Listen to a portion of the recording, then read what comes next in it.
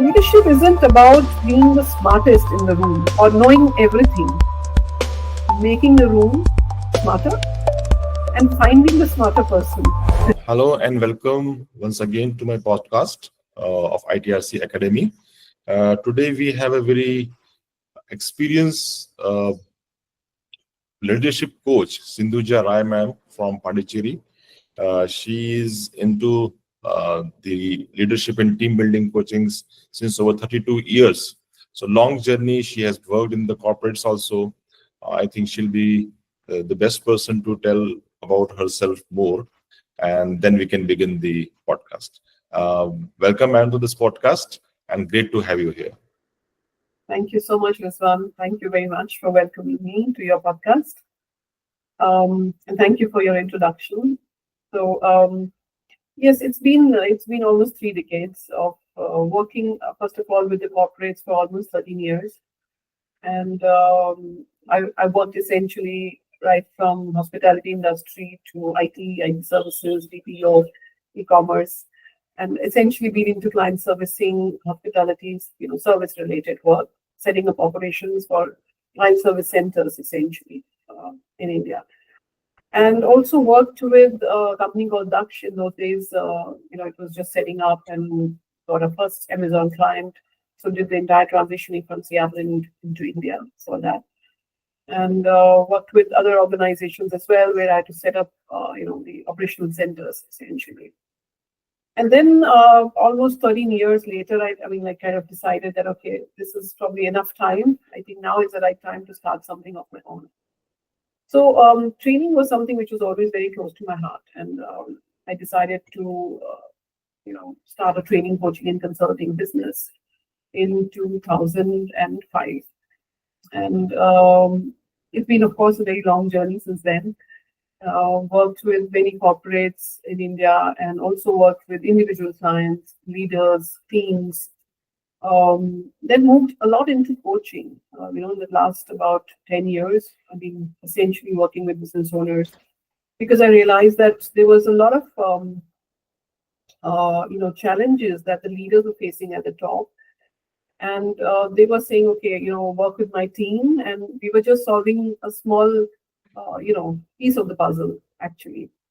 So the real challenge was at the top. And that's really where I felt that coaching can be very, very helpful, especially the transformational coaching, which is inner coaching, right? So your inner beliefs, your inner mindsets, really, which many times block us, right? So that's been my mission and also been my passion now to help entrepreneurs to see what probably they're not able to see, and just a slight shift can really make a huge impact, not only for them but also for their entire teams and organizations and even people in their homes, their families, their friends, everyone, right? So that's really been my interest, and that's what I enjoy doing at the moment. Great, ma'am. This is something people dream of becoming. Coaching the leaders for leadership skills is something which is very amazing. So there's a famous saying that leaders are born, they are not made. How much do you agree, and how much do you don't agree with this saying? I think it's a myth. It's a myth because I feel leaders can definitely learn the skills that are required. It's like playing the piano. So you might start with a natural charisma, right? But empathy, decision making, and resilience are all something that you can actually learn. Managing your emotions, which is a very important area I coach on most of the leaders. How do you really handle yourself when things get tough, right? These are things which you can learn, actually. And it's not necessary that you always have been someone who kind of knows these things right from your childhood. I've seen many introverts becoming phenomenal leaders by mastering systems and self-awareness. So the real question isn't are they born? It's are they really committed to growing? So that's the important question here. Are they ready to to learn to become better version of who they can be, and who they're destined to be, let's say. So, what are the main challenges which you have seen when you actually help the organizations and the leaders to coach them? What challenges do you think are the most top 5 or top 3 challenges which the organizations are facing or the leaders are facing nowadays in this era, which needs to be sorted out? So I'll say the 3 big ones, right? So the first one is, there is a vision, there is a mission, and then there are these 4 values, right? Many times I've seen this, and in fact, I will say out of 180 organizations, I would say I've seen this happening, or probably even more, I would say even 90. The first thing is the working of silos and misalignment.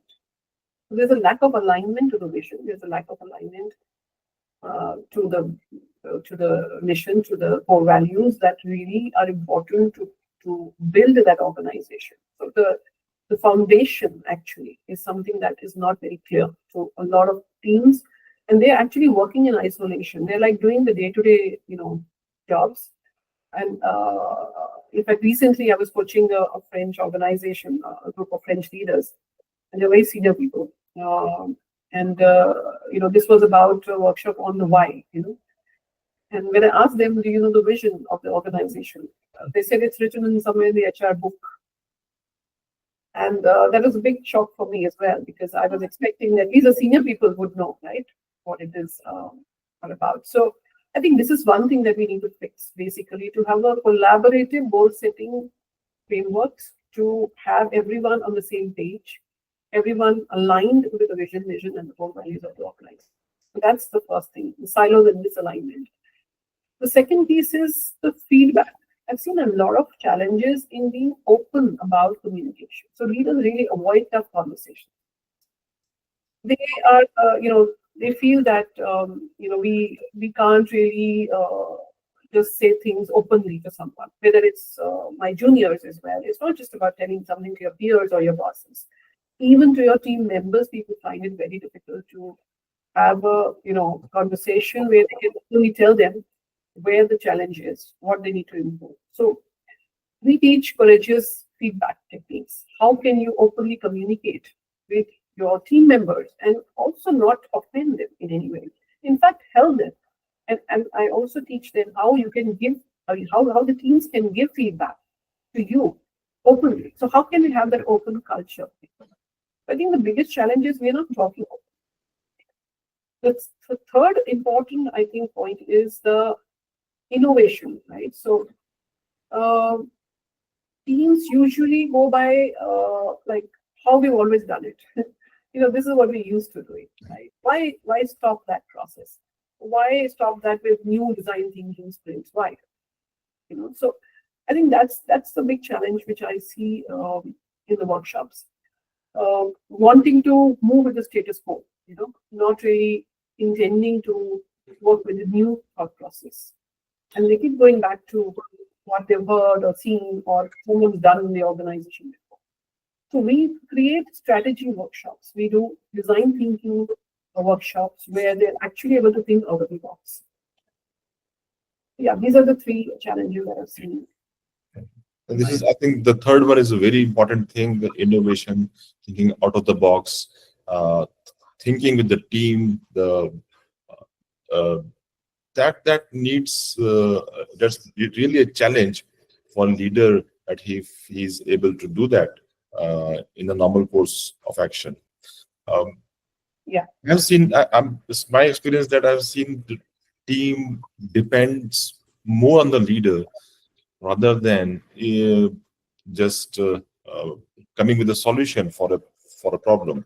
See, I have seen personally when, as a leader, when there is a problem solution exercise, or there is an issue or a challenge, what are the most critical skills do you think in this business era the leaders of this era are lacking, and what they should do to improve those skills?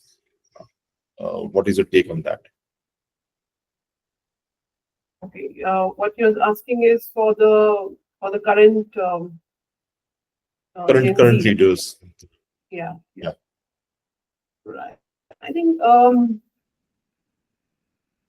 what is really important, I would say, if you were to look at the leaders who are in the startups or the SMEs, the new generation business owners that are coming up, right? That's what you're asking, isn't it? The new generation. Is that Yes. what you, yes? Okay. Yes. Yes. Yeah. I think one of the things is that which I've seen across is that we become the business owner and we believe that now we've recruited a set of team who's going to work for us. I think the whole mindset itself is a big challenge because today's generation, if you're hiring anyone, right, they expect you to treat them like a partner. This era, which was like, in the 19th century when the industrial revolution used to happen, was that, okay, I'm the boss and I'm going to pay the salary and you better work for me. That era has changed. Then came the IT revolution, then came the digital revolution, and today we are talking about a completely different AI revolution which is happening, right? And everything is very easy. So why would people want to come to work? Why would people want to serve you and not somebody else? So I think the most important aspect is to be able to inspire people. Are you truly an inspirational leader? And I've seen across industries that people who have been such leaders have actually had people sticking by them, not just today, but over years, over decades. Like I'm sure you also seen leaders in your life. I've seen leaders in my life. My background is from the armed forces, so I've seen in the armed forces leaders. I've seen, in civilian life as well, in corporate life. I've had a leader who, even today, after 2 decades, calls up, we're all ready to meet him wherever he is, Now, that is really an inspirational leader. That's the kind of a leadership that we're talking about, if they can become. Right? So it's true partnership, I would say, and also leading and in a way that people are actually looking up to you and learning from you how you are leading, right, the teams, and not telling them things, because telling is the easiest way, right? You can tell people don't do this, don't do that.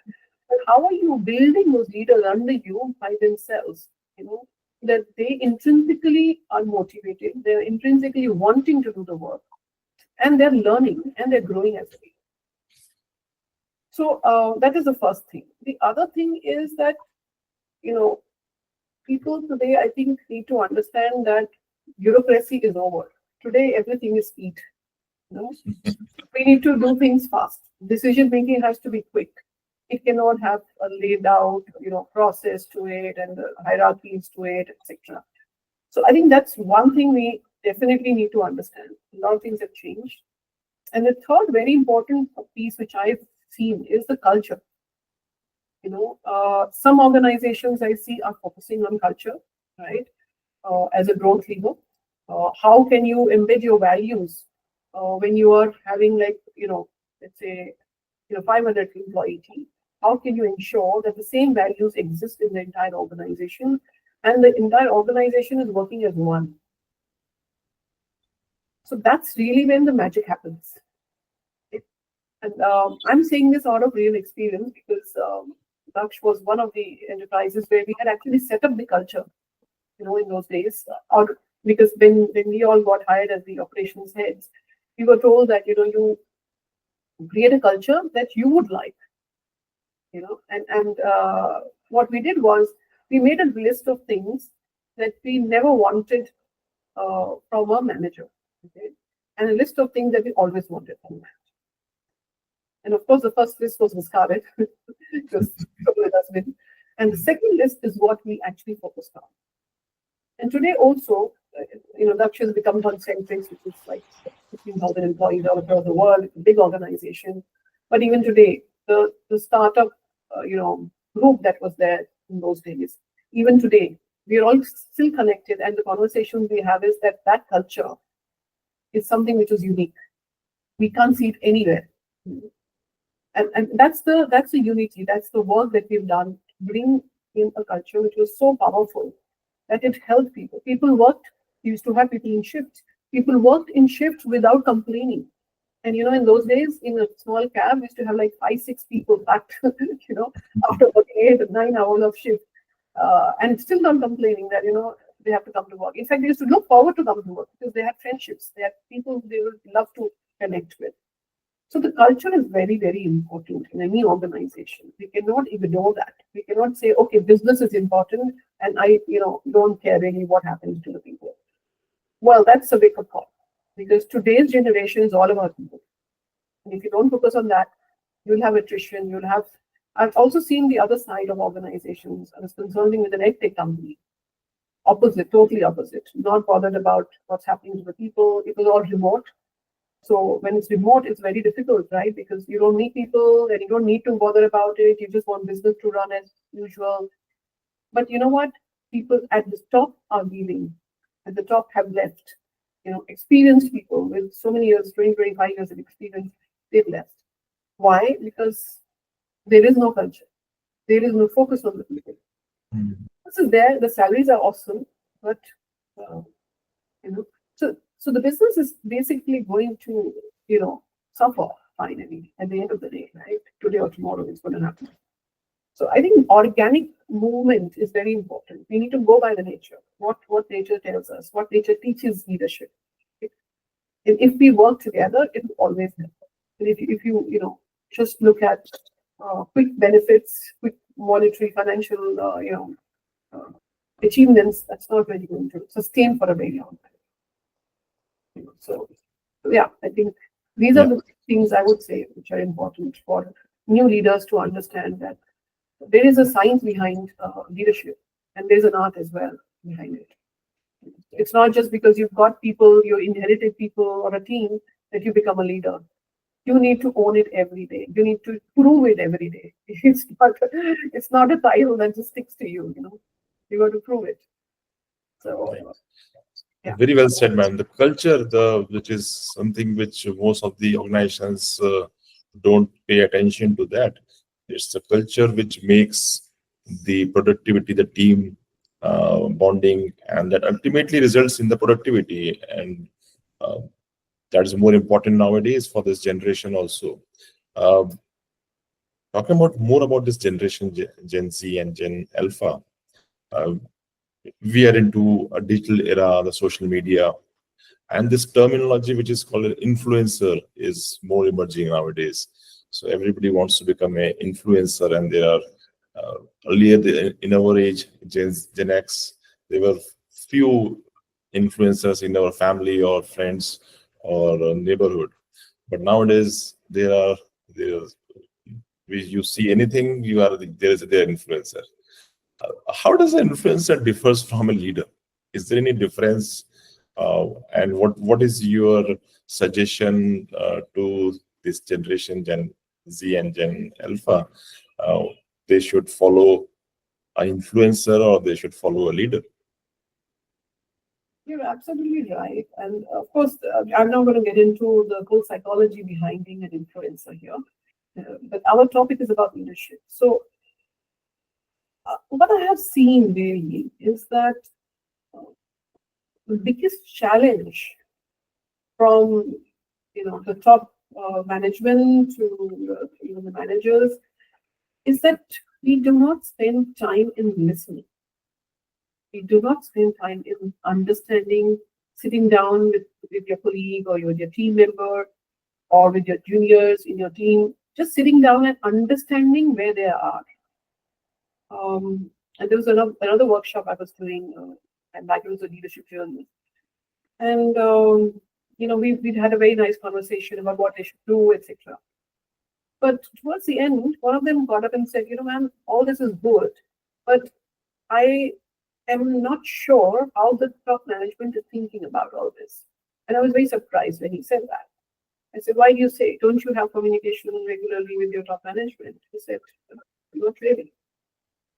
So they've never had a one-to-one conversation with the top management, even in a group, like let's say in a group they've had a conversation. They've never had that. So I think the biggest challenge which I see is that are you willing to listen? Because you know what? You hire people in your company. You've got the right people. There's so much amount of money that you spend on recruiting the right people, right? So much money, so much time, so much energy goes to get the right people. I know a lot of people in recruitment as well. They do a lot of good work. Now you've got the right people. You better trust them, right? Yes. And if you trust them, then you got to sit and listen to everything because obviously they're coming to work every day. They are seeing your business from their eyes. It's an important thing to listen to them. Right? They're doing some work. They're talking to customers. They are maybe talking to vendors. They're talking to internal stakeholders. They've also seen you hearing things, right? So how much time do we really spend in listening? And this I'm not talking only at the top management. It is at every level. This challenge is there. Because our, I think, concept is that how much you speak, you're a better communicator. But it's a totally big myth. 80% of your communication is non-verbal, as we all know, and that is the most important. So I think more than speaking, it's about active listening, which of course I believe that completely. The amount of time that we spend in listening to a client is definitely far more, and that's probably the reason the transformation happens faster because we are there to understand, we are there to listen, we are there to be there with them, right, when this happens. That's the first thing. And I think one more thing which I feel that maybe the older generation needs to understand is that there is still a lot to learn, I think. And there is obviously a lot to learn from the Gen Z and Alpha as well, because there is a lot of tech stuff that they know, right? And I think, it's not fair to say that it's only the Gen Z needs to learn. I think reverse it. So mentor, reverse mentors, basically, right? So if we can have a reverse mentoring also, I think that will be very useful for them because they will learn a lot of things, from the younger generation as well. And also like, building the thought leadership on the industry trends, basically, right? So how can we leverage on the, what's going on in the industry for the Gen Z? Because they may know a few things, but they may not know many things in the past, right? They may look at things only from usually this is a psychology. From the time you're born is really the time you're, even if you look back, let's say I was born in 1980. I will actually look back till 1980s. I'm not going to be so interested in something which is beyond 1980, because that's the time I'm alive in this world, right? So many times I think that some sort of mentorship can also help them to look back as to what has been the industry trends in the past and, how they can really understand that kind of leadership. What used to happen then, maybe draw value from that, and how can you bridge it with what you know on it. So I think there is a little amalgamation that is important, rather than just looking at what you have learned in today's world. I think not fair and not accurate, I would say. Does that answer your question? I hope. Yeah. Actually, you very well answered the question that in the difference between the major communication skill. What we talk about is listening skills is more important than speaking. Until you listen, understand the team, and then give the solution, and then discuss with them is more important. This is the difference, I think, between an influencer and a leader. An influencer are just talking. They want to influence you. They just want to control your mind. Whereas a leader, a true leader should understand, listen to you, and then act upon. That will make a better leader. And I think the Gen Z and Gen Alpha needs to differentiate between these two things better. That's how if they practice this thing, they will become a better leader in their coming years in their career. Talking about this, maybe I can add one more line to that. Yeah. Which I've noticed with a lot of younger generation, they're very impatient, right? So if you're speaking about something, they're already in their mind of thinking what they will be talking to you next. Yes. So active listening without interruption and giving space to the other person to complete what they want to say. because many times I think the important points get missed out, because we're not open to listening to the end of what the person is talking. Yeah, that was the part I thought it was add to this. Thank you. So now talking about the conflict and the distrust, which generally happens everywhere in every organization, in the team. So what is your suggestion? How do you, in your training, in your coaching, how do you deal with those things? How to handle the mistrust within the team, mistrust with the leader with the team with the leader, the conflicts happening in between the team and between the leader and the team. How do you handle that, madam? In what is your pedagogy? What is the approach? How do you solve that in your coaching and the training program which you offer? I think the first step is to understanding themselves. I think that's the first piece that we do. So we do some leadership assessments, we do some team assessments so that they can understand who they are. They can also understand what is the team that we are having. So I've done this exercise with quite a lot of teams, and interestingly, in the beginning, they all said, we already know our people. We know our, because we're working with them every day, which is true. But when we do an assessment, there's a totally different find that we have. And it's, I mean, I'm not saying that everything that they knew was wrong, but they knew actually just like, I would say, the tip of the iceberg, So out of 10, probably they knew only 2 points of the team member.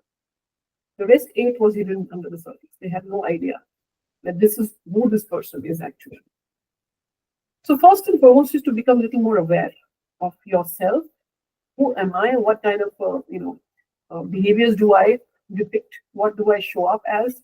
What is my reputation amongst people?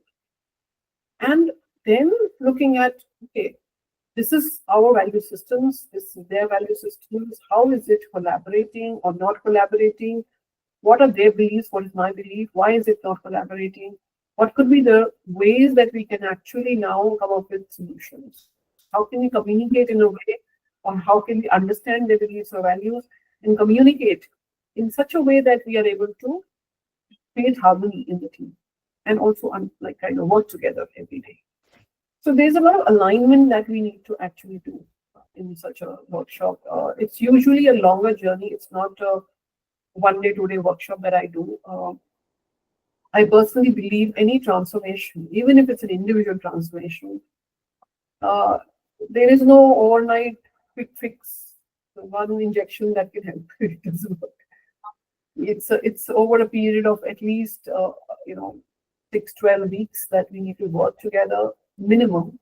I may even say 24 weeks if it's required, to really bridge gaps between people. And I'm saying this with also a lot of confidence because I'm still working with an organization. It's a hospitality group that I'm supporting right now. And the reason I was called to this organization was essentially that their top management had a lot of conflict.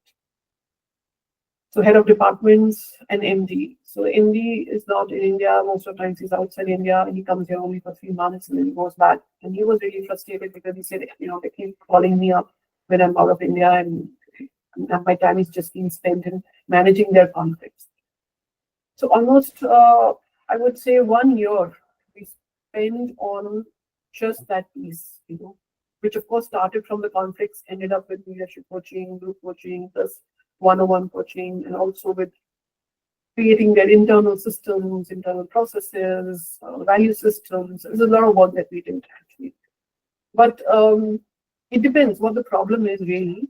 We go really deep down and research on what is really the challenge that's happening in the organization. Because what shows on the surface is sometimes not, it's like a smoke screen, it's not the real problem. So many times we have to go a bit deeper to understand what the challenge is. And then we create the solution with them involved. But on the surface of it, let's say 2 employees had an issue and they don't get along, then I think the simpler way is that, yes, we will do some assessments, we will ask them to understand each other, we'll do conflict management coaching, bridge that gap essentially with the two of them, and then get them going. I hope that helps the question that you asked me. What is your suggestion to a leader who is managing a remote team or a hybrid team that becomes a challenge for, like you said, that the culture is very important in the organization, and leader has to develop a culture. But how to develop a culture? What challenges these people face? Leaders who are managing a team which is remote or hybrid. Yeah. I think one very important thing which I have seen, and I've worked with a lot of organizations where they are remote, especially after COVID. A lot of companies went remote, and a lot of them still do remote work. In fact, just last month I was coaching a client who is heading teams globally. So she has people across APAC, and we were discussing exactly this. How do you ensure accountability? In her case, it was this. How do you ensure that the leaders are accountable? So I think the thing that emerged from that was that, are we communicating enough? And that's the solution she came up with after a coaching session. Am I communicating enough with my team leaders? And the answer was no, because they're all busy doing what they're doing. But at the end of the day, they really don't get the time to sit down and just talk to each other. So so we basically came up with a solution that, okay, we just have a 1 hour over coffee, just an hour over coffee with no agenda of work. There's no agenda of work. It's just an hour of coffee with each other. That's all. And that strategy has definitely made a lot of difference in the last month that I've seen her work with these people. And obviously now they're opening up, they're talking about the real issues. What she was thinking is not really the accountability issue. There's some of the challenges they were going through. So all those discussions, are not possible when you're always in the work mode. And this was one of the learnings I had when I was in Dutch. My vice president of operations used to always tell me, and I quote this example, I think, in every conversation. He told me, Sindhuja, I don't want to see your Excels. I want to see how many teas and coffees did you have with your team members. Because that's really where the rubber meets the road. That's really where you meet your people as to where they are. So how do you know about their life? I mean, do you know when are their anniversaries, when are their children's birthdays? Do you know where do they live? Where do these children go to school? But these are conversations that actually a true leader should have with their people. They should know their people then. So I think that's the most important thing when you're in a remote working, because there is no chance that you can just walk on a corridor and say hi to everybody. It's just not going to happen.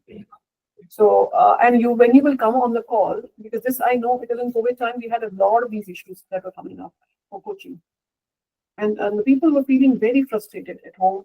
Obviously they can't meet people, and a lot of people are people-centric people. They can't sit at home just on the screen. Right. And whenever they would come on the screen, it was like, I just have to finish work and then I'll go back. And then they're sitting at home, right? So it's like you're like in a prison.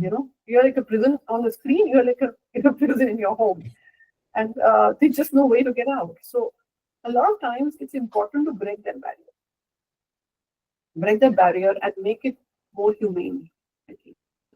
So this coffee for an hour, I think it's a brilliant idea. If everyone can just follow that, maybe sometime, figure it out.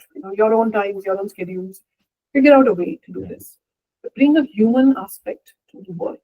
And that's what we want. We are coming to the end of the podcast. Some quick fire questions to you, ma'am. One word which defines a good leader for you. I think one leader that defines a good leader would be clarity. Because clarity in their vision, in their expectations, and in what they expect from the other people as well as themselves, and also feedback. Giving clarity and feedback. That's very important. Many times we hesitate, or we are not sure, or we, just procrastinate over it. I think if we can give clarity in these three: vision, expectations, and feedback, that will be really helpful. Okay. Who do Sindhuja Rai follow as a leader, admire as a leader, and why? Well, there are many leaders who are very good, of course, in this world. First in the list, priority list. The first, I would say, I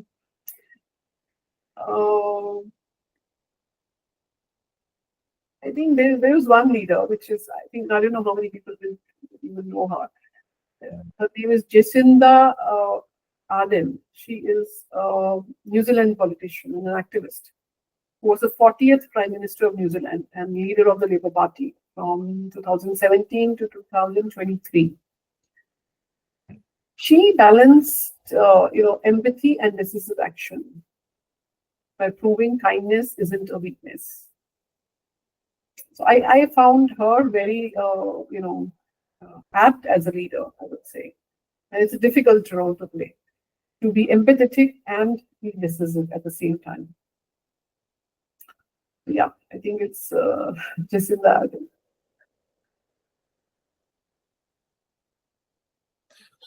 One myth about leadership which you want to burst.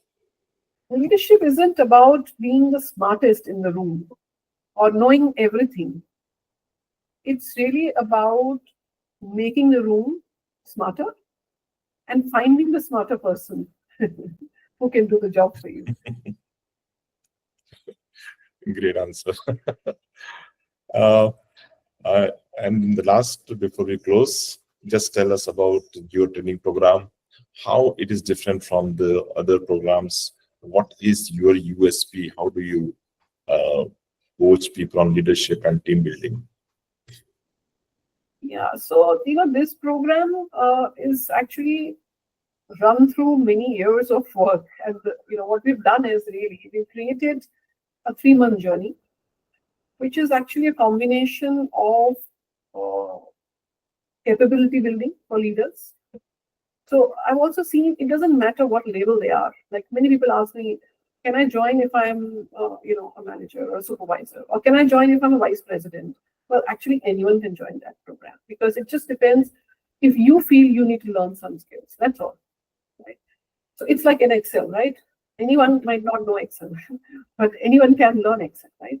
So it's the same thing for that program. But the other thing which actually makes it a little different is that it includes 3 aspects of coaching, which I have not really seen many programs do. Most of the programs help you to build your skills, but they do not focus on visionary coaching, transformation coaching, and strategic coaching. So these are 3 aspects which are in addition to what we are doing in terms of building leaders in their capabilities. So in the entire 3-month journey, we will be using these 3 types of coaching on a weekly basis. So weekly sessions will include, coaching, which will actually help them to give results on ground. So they're not just going to learn some theoretical concepts or some fundamentals of management or leadership. It's actually going to be, what have you done in the next week? What did you manage to implement? So they may have some action tips. This is what I want to do, but what did you actually do? And why were you not able to do it? What is the bottleneck? What's stopping you? So those are the discussions they bring in. They come back and we kind of get together on that. So it's a group program, and I'm sure it's going to be very useful, because they'll also learn from other leaders as to what are the challenges they are having when they're implementing these, on ground. Because each person has its own, challenges, and in industries also, it's very different, right? The roles that they're playing is very different also. So it's going to be I'm very excited about this program, because I'm sure there will be amazing takeouts from this program. Whoever wants to join is more than welcome. And I think this kind of a program is very unique, not because we've created it, but I think in the industry, I don't see such programs really. So that's one. And the other is, it's a great forum to connect. It's a great forum to meet other amazing leaders and grow together with them. And of course, you can network with them later. You can do so many things with them later. So that's the program about. And each topic, of course, every week is very different. But along with that, we will have the coaching as well. So I think that's what makes it different from other programs that you see. Thank you so much, Sindhuja ma'am, for your time and your insight about leadership and team building, which is, I think, is the most important thing organization must adopt, the leaders must adopt, and they should certainly join your coaching, which will make them a better leader, a successful team, the culture, what you talked about, the organization culture. There's so many important things which you touched, which normally people running an organization or entrepreneur or startup people don't even think of. So I think your experience, 32 years. Yeah, sorry, I interrupted you there. No, I just wanted to add one more point before we conclude. And this is something I have observed, Rizwan, that we actually, when I started my work, it was about building leaders, but then I realized actually we're building humans. We are building people. So the same individual, if you see a small little transformation, let's say emotional management, okay, that little piece has a reflection in their entire life, in every relationship that they have. So, and in fact, I have seen also, like in maybe 3 sessions or 2 sessions, I've seen transformations in my clients, one-on-one coaching, and their relationships with their spouses, with their children, has changed overnight. Oh. What price would you put to that? What price to that? Right? So actually, what we believe we are doing, it's much bigger than that. It's much bigger because the transformations are with the holistic individual, right? The same person who's going back home and coming back to work is the same individual, right? So you're working on the individual and not really a official problem or professional issue. It's not like that. We are working with the individual. That's a very important thing. So this whole program is designed to create inner transformations in individuals. That is how powerful this can be, if people are ready to work on it and partner. This is a very important point which you lastly put on the podcast, that it is transformation of the human being rather than only the professional person who is there in the office. It is reflected in his own relationships with the friends, spouse, children, everywhere. So I think it's very important, and I may say it's a mandatory thing which a leader should join your program and take the benefit of that. Thank you so much once again for sharing your insights, and I'm sure people will love that. And ITRC Academy is so thankful to you to be on board with ITRC Academy and giving your program through us also. Thank you so much, madam, and all the best. Thank you.